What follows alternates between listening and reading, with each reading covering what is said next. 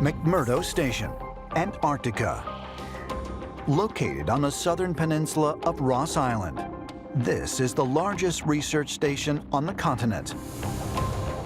It was opened by the U.S. government in 1956 and houses up to as many as 1,200 residents at a time. In January of 2015, a U.S. Navy flight engineer who served with the Antarctic Development Squadron at McMurdo for 14 years, came forward to investigative reporter Linda Moulton Howe with bizarre accounts of his time in Antarctica. In January 2015, I got an email from a retired naval flight engineer. He's asked me to call him only Brian in the world public, and this is what he told me. From about 1983 to when he retired from the Navy in 1997.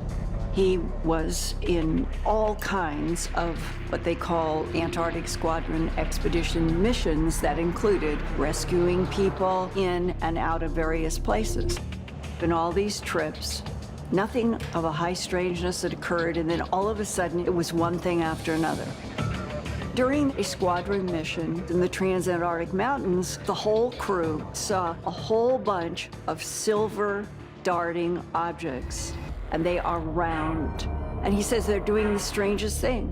They're going like to this peak in a group, to this peak in a group, to this peak in a group, and then they'd all take off. And not only did this happen once, it happened over and over. According to the informant, this was just one of many strange mysteries on the continent that he witnessed during his time there. They get an assignment not long after. There's a medical emergency. They are now under the gun, the clock is ticking, and a decision was made. They're going over through the no-fly zone because it's a medical emergency. And what do they see?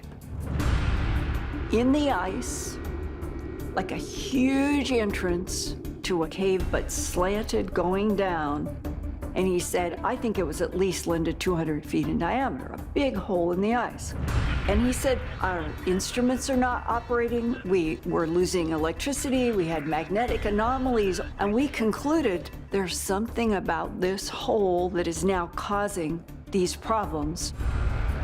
They do their medical recovery, and the next thing they know, they're all being chewed out by men in suits that are not from McMurdo.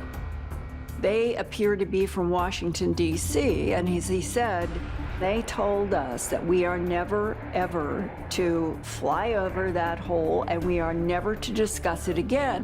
What is that about? And does that have anything to do with all these other pieces that keep emerging, that there might be something archaeological in Antarctica? According to ancient astronaut theorists, this was not the first time a massive hole has been spotted in the ice of Antarctica.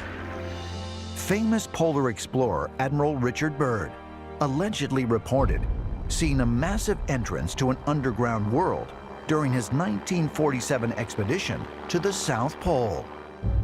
Admiral Byrd made a lot of unusual statements, allegedly talking about a large opening at the South Pole that went deep inside the Earth, ice-free, and was inhabited by various sorts of aliens. And when Byrd got back to the United States, he was brought back to Washington, where he was questioned very heavily about his statements. And allegedly, he was told to stop talking about this. You have to wonder, is the South Pole some kind of extraterrestrial entry zone? Some kind of portal that's so important that it has to be controlled by the military?